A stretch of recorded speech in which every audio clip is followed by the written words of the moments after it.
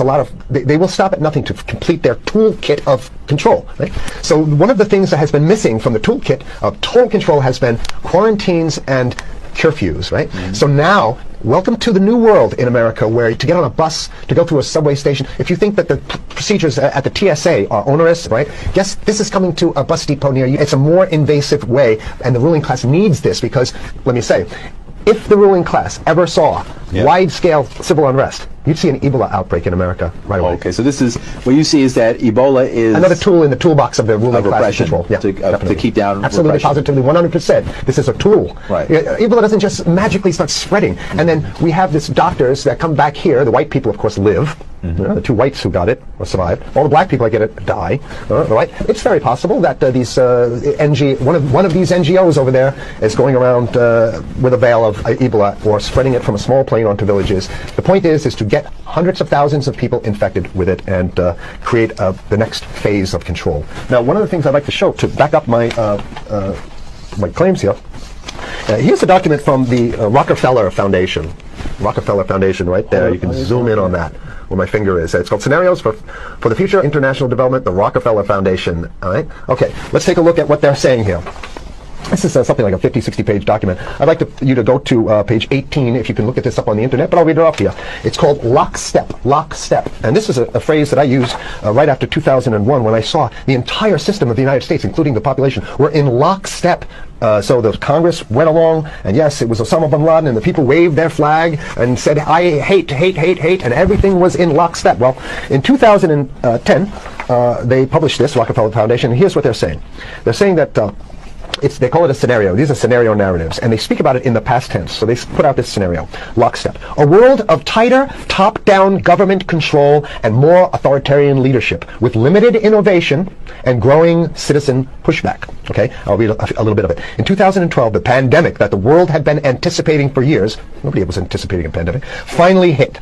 Unlike 2009's H1N1, this new influenza strain originating from wild geese, they use some scenario, but this is Ebola they're talking about. Even the most pandemic-prepared nations were quickly overwhelmed when the virus streaked around the world, infecting nearly 20% of the global population and killing 8 million in just 7 months, the majority of them healthy young adults. The pandemic also had a deadly effect on economies. You can see the agenda. Just naked, raw, naked control agenda written down, and it's anybody's guess how this becomes effectuated in real life. So whether this is written specifically as marching orders or whether people take it upon themselves in the intelligence networks to say, okay, well, this has been produced, so this is the plan here. But these narratives have to be written in advance because the intelligence agencies don't know how to do these narratives. They need help. So these think tanks, they come up with these like Rand Corporation, Rockefeller Foundation. These are think tanks of death. They're not the think tanks. They're not there to find great ways to help people. Right? Okay. The pandemic also had a deadly effect on economics. International mobility of both people and goods screeched to a halt. Right? Which is what they want. They want a completely isolated world, right? Debilitating industries like tourism and breaking global supply chains. Well, of course they want tourism stopped because they're not in the tourism business. And they want you at home in your house in front of the TV. Then they got you. Because once you watch the TV, they own your soul. Even locally... Wait a second, we're on television. I mean commercial television, let's say. National. Even locally, normally bustling shops and offices sat empty for months. Okay, so I love how they talk about it in the past tense in 2010. The pandemic blanketed the planet, though disproportionate numbers in Africa died. Southeast Asia and Central America, where the virus spread like wildfire. It sounds like the opening monologue of a disaster movie, right? Exactly. Now listen to, here's the good stuff now. But even in developed countries, containment was a challenge. Now here's this one. I love this one.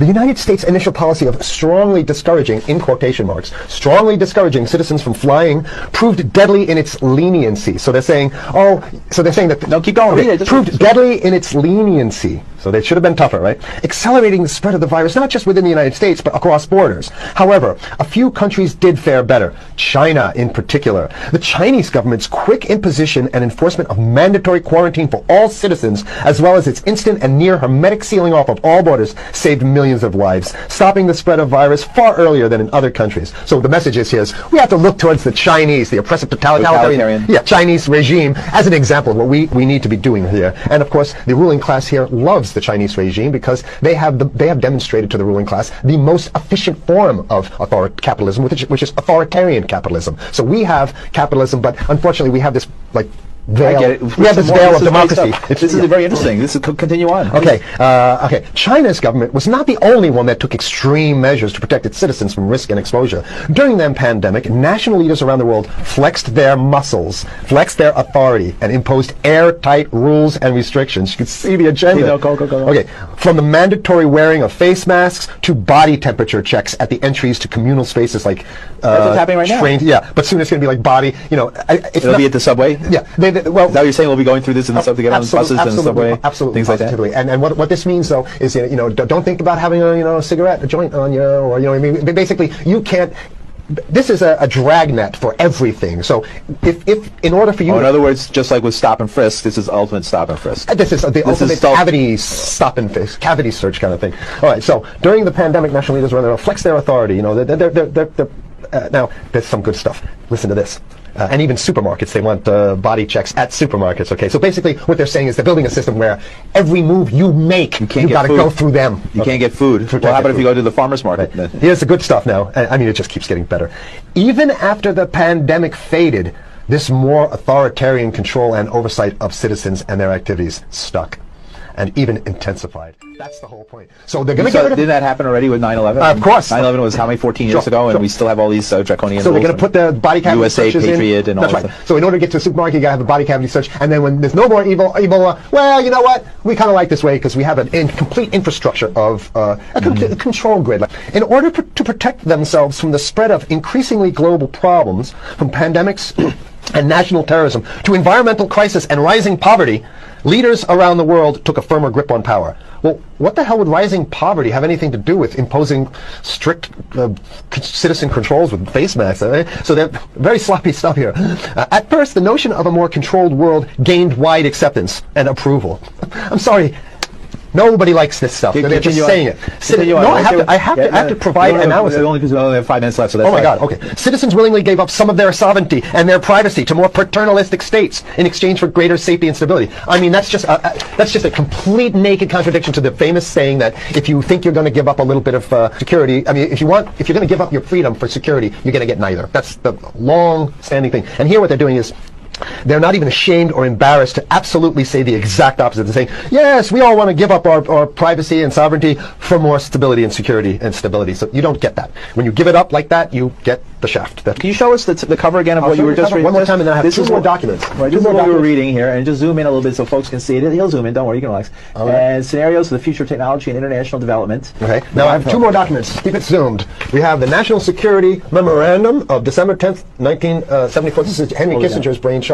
The National Security Memorandum number 200. You can look that up on your internet. I'll summarize it. He says that there's too many people, we got to get rid of the population. So to answer your question, from earlier, yeah, he says he used the word depopulation, which is different. Depopulation means killing people that already exist, and it's to get the minerals because we need the minerals. And here's another one: the CDC has a patent on Ebola. They patented it. Right. So basically, if you want to get a cure for your Ebola, you got to go. It right up here, right? It says human Ebola virus species and compositions and methods thereof, and it's a patent. It's a patent. They patented the main strain plus something like 17 other strains of it. So they own it now, and I don't know how exactly you can own that, but apparently they've done the same thing. Yeah, I didn't think you could own a natural. Yeah, you can. I guess the main thing to finish off this show is this: that they want to get more control, and it's going to be curfews and quarantine. So what I'm saying is that unless the American people start to get some new way to revolt, a new way to organize, new way to protest, unless we can break through the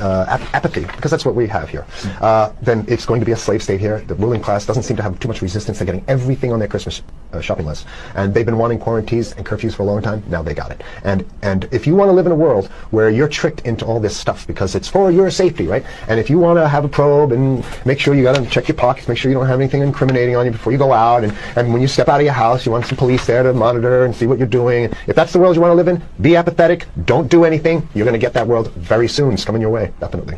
So what should people do? What's the hope? You have 30 seconds. To wake up, learn about it, and go fight these bastards in Washington. They're easy to beat. If we can just organize, we can beat them. It's simple. They're weak, and there's so few of them.